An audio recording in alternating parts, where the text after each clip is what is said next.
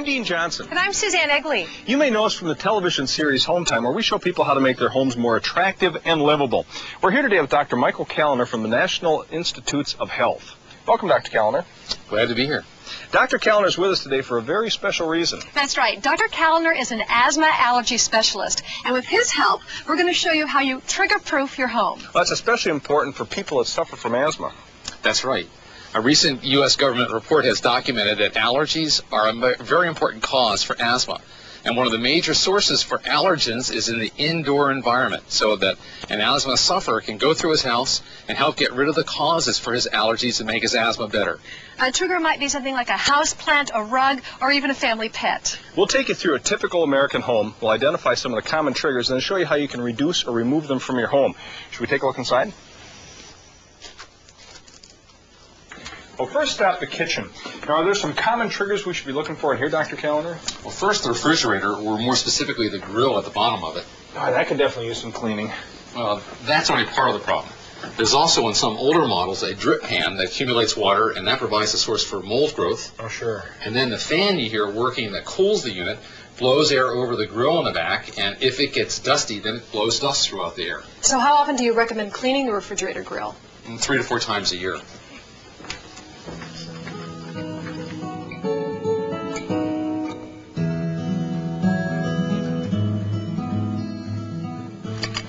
Why don't we have a seat here? Well, reducing mold exposure is one of the most important things that a homeowner can do for an asthma and allergy patient. One of the major and most common places for mold growth is in the bathroom. I suppose that's because bathrooms are usually very damp. I mean, after all, there is always water present in the pipes, the toilet, the sink. Reducing the mold in the bathroom is one of the most important things that a family can do to make an asthma and allergy patient more comfortable. Well, we know that this homeowner is well stocked with cleaning supplies. Bleaches and unscented cleansers should do the trick. Now, you should clean the bathroom thoroughly 3 times a week to keep the mold to a minimum. And the best way to reduce dampness in the bathroom is an exhaust fan.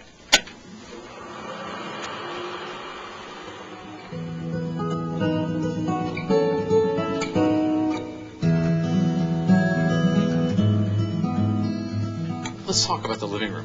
Well, we've got carpet in there, Doctor, wall to wall. It would be better if there were none, but at least it's low pile, not a thick pile carpeting like a lot of families have. If the family really insists on keeping this carpet, they should know more about proper vacuuming. Not all vacuums are alike. There are several on the market that have high-efficiency particulate air, or HEPA filters. These HEPA filters collect dust and dust mite particles.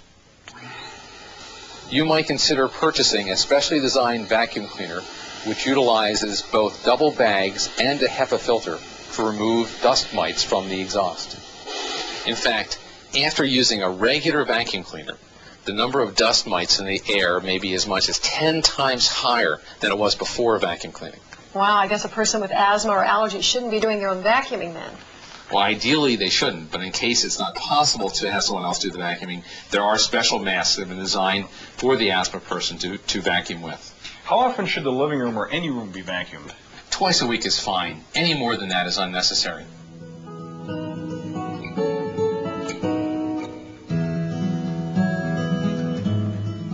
Speaking of unnecessary, I noticed there are ashtrays in the house. I guess it's a bad idea to be smoking around an asthma patient. There's no question that any house in which an asthmatic or allergy patient lives should be declared a no-smoking zone. Smoke is one of the most aggravating and irritating substances that an asthmatic can breathe. Well, if smoke is bad, I suppose this fireplace will cause a few problems, too. Yeah, like tobacco, wood smoke is one of the worst irritants for a person with asthma or allergies. One way to make a fireplace cleaner is to have it vent properly. Or you could eliminate the wood smoke altogether by converting it over to a gas fireplace. Is there anything else that you change in the living room, Doctor? Yes, the houseplants. Plants grow in soil, which provides a moist site for mold growth, and therefore plants should be avoided. However, if someone in the family absolutely insists on having houseplants, then make sure they get into a ceramic or clay pot rather than wicker, because mold grows on wicker but not on ceramic or clay. Well, maybe a compromise could be made by placing the plants outside. The folks could always build a planter box outside a window, like these homeowners have done. Now, those flowers sure look beautiful in that sunlight.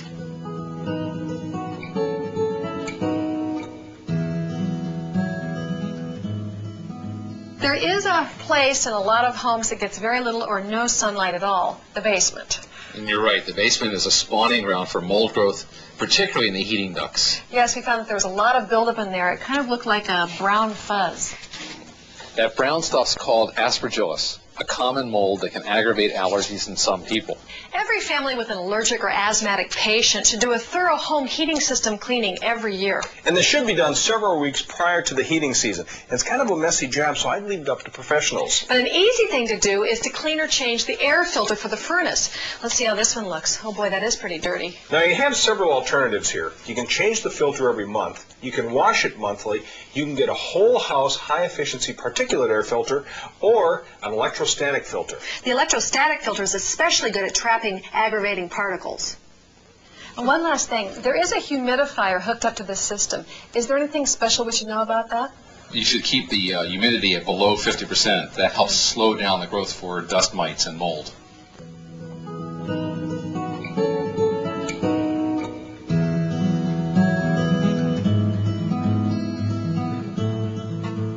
Well, we've taken care of the basement, the kitchen, the living room, and the bathroom. And we saved the most important for last, the bedroom. You're right about that, because people spend more than a third of their lives in the bedroom. It's the room to really focus upon if you want to reduce the asthma and allergy triggers in the house. Well, why don't we head to the bedroom then? Sounds good.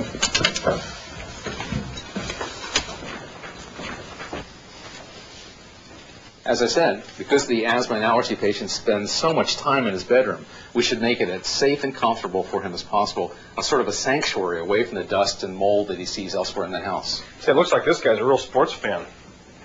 He's a smart sports fan, too. Look, he's got his trophies encased in a glass enclosure. He can see them, but he can't encounter any dust.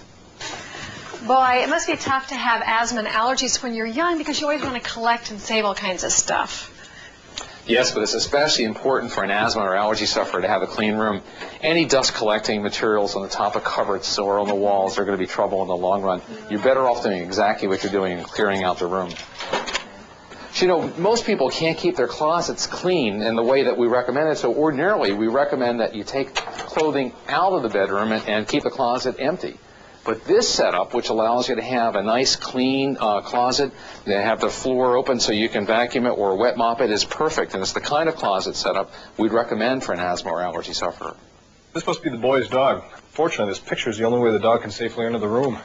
You know, we don't recommend that asthma or allergy sufferers ever have their pets in the bedroom.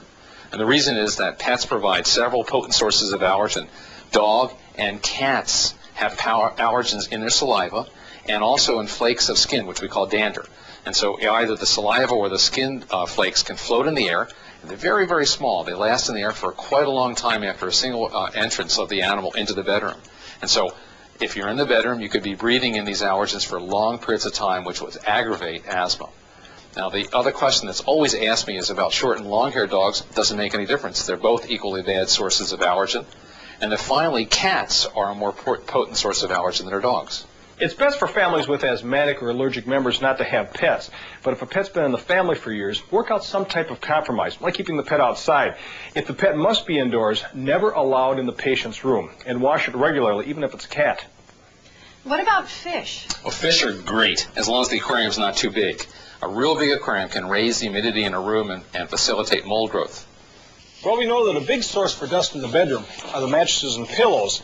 So we got these allergen-proof encasements to slip over the top of, and they're really pretty comfortable.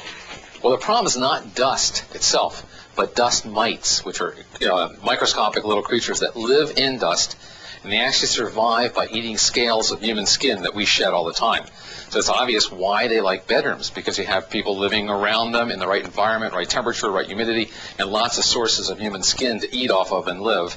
And that's why we put so much attention on getting rid of dust mites in the bedroom. Well, the allergen can work its way through cloth, but not through this type of encasement. Also, you should wash your bedding at least once a week. And remember when you do that to use the hot water cycle, because neither the cool or lukewarm cycles will kill the mite. By using the hot water cycle, you reduce the population of mites. The other thing you should remember is never to have down comforters or feather pillows at any time.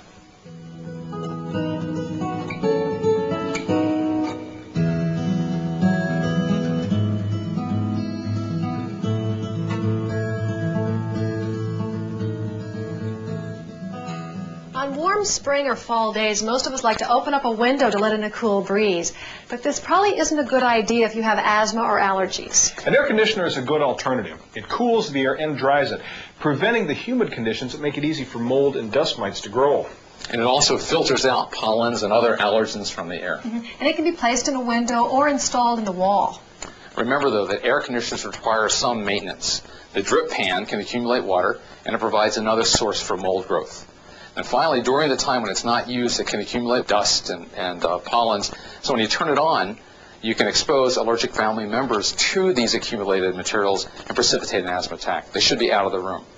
And one more point is that some people find that a room air cleaner helps them prevent their asthma attacks.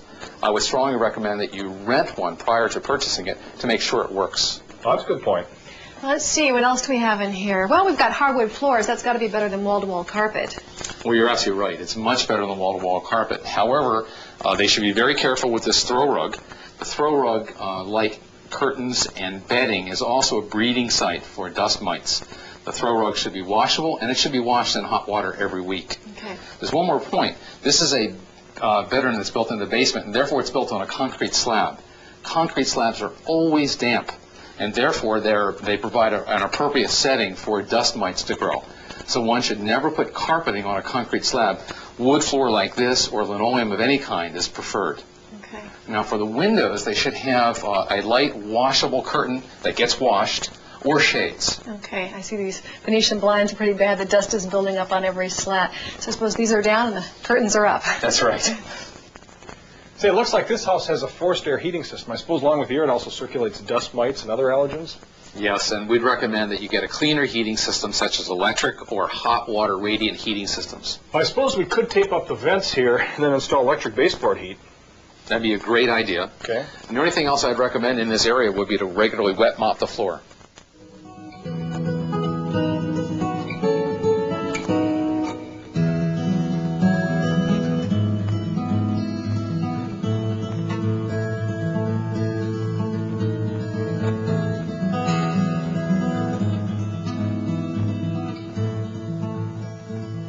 I think that pretty well takes care of the inside. Should we go outside and see what triggers we can find? Let's go. Okay.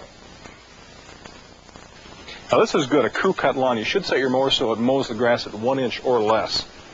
Yes, and look, the trees and bushes are very well trimmed. Heavy shade is a perfect place for mold growth. Well, it looks like Dan's best friend has found a suitable home. Yes, indeed, he has.